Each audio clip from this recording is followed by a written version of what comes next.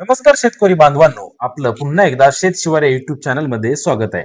आज आपण जनावरांच्या चाऱ्यात महत्वाचं स्थान मिळवलेलं, भरघोस उत्पादन देणारं आणि जगभर प्रसिद्ध असलेलं गिन्नी गवत याविषयी इतिहास, उत्क्रांती, त्याची लागवड आणि तसेच त्याचे इतर उपयोग काय काय आहेत याविषयी सविस्तर माहिती जाणून घेणार आहोत. गिनी गवताचं शास्त्रीय नाव आहे मेगाथायरसस मॅक्झिमस, ज्याला पूर्वी टॅनिकम मॅक्झिमम या नावानं सुद्धा ओळखलं जात होतं. हे गवत मूळचं आफ्रिका खंडातील उष्ण प्रदेशात वाढणार आहे. विशेष म्हणजे पश्चिम आफ्रिकेतील गिनिया आणि आसपासच्या गवताळ प्रदेशात याचा प्रथम शोध लागला. म्हणूनच या गवताला गिनी गवत हे नाव मिळालं.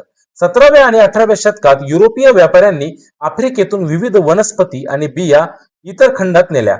याच काळात गिनी गवत दक्षिण अमेरिका, आशियामध्ये देखील पोहोचलं. भारतात हे गवत ब्रिटिश काळामध्ये म्हणजे साधारणपणे 19व्या शतकाच्या उत्तरार्धात आणलं गेलं. सुरुवातीला प्रयोगात्मक स्वरूपात याची लागवड झाली, पण पुढे दुग्ध व्यवसाय वाढल्यानंतर त्याची गरज प्रकर्षाने जाणवू लागली. उत्क्रांतीच्या दृष्टीने पाहिलं तर गिनी गवत सुरुवातीला रानटी स्वरूपात वाढलं होतं. कालांतराने कृषी संशोधन संस्थांनी त्यावर सुधारणा करून अधिक उत्पादन देणाऱ्या आणि जास्त पौष्टिक अशा जाती विकसित केल्या.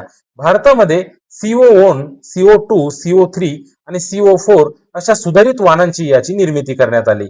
या वाणांमुळे प्रति हेक्टरी 100 ते 150 टनांपर्यंत हिरव्या चाऱ्याचं उत्पादन मिळू शकतं.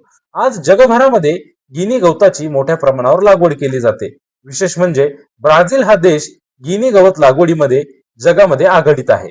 ब्राझीलमध्ये मोठ्या प्रमाणावर पशुपालन होत असल्याने लाखो हेक्टर क्षेत्रावर हे गवत घेतलं जातं. त्यानंतर इंडिया आणि थायलंड या देशांमध्ये सुद्धा या गवताची मोठ्या प्रमाणात लागवड होते. तर सर्वात कमी लागवड आपण बघितली तर ती थंड हवामान असलेल्या देशांमध्ये आढळते. उदाहरणार्थ आईसलँड सारख्या देशात अत्यंत थंड हवामानामुळे गिनी गवत वाढू शकत नाही. त्यामुळे तिथे त्याची लागवड अत्यल्प किंवा जवळजवळ केल्या जात नाही असंही आपण म्हणू शकतो. गिनी गवताचा मुख्य उपयोग पशुचाऱ्यासाठी होतो, परंतु त्याशिवाय काही महत्वाचे उपयोग सुद्धा याचे आहेत. मृदा संवर्धनासाठी म्हणजे मातीची धूप थांबवण्यासाठी याचा वापर केला जाऊ शकतो. काही ठिकाणी बायोगॅस निर्मितीसाठी सुद्धा हे गवत वापरलं जातं. तसेच हरित आच्छादन म्हणजेच ग्रीन कव्हर म्हणून सुद्धा त्याची लागवड केली जाते. विविध प्रजातींच्या दृष्टीने पाहिल्यास गिनी गवताच्या अनेक उपजाती सुद्धा सुधारित वाणाच्या माध्यमातून उपलब्ध झाल्या आहेत. त्यामध्ये मोंबासा, टांझानिया, हमिली अशा आंतरराष्ट्रीय स्तरावर प्रसिद्ध जाती आहेत.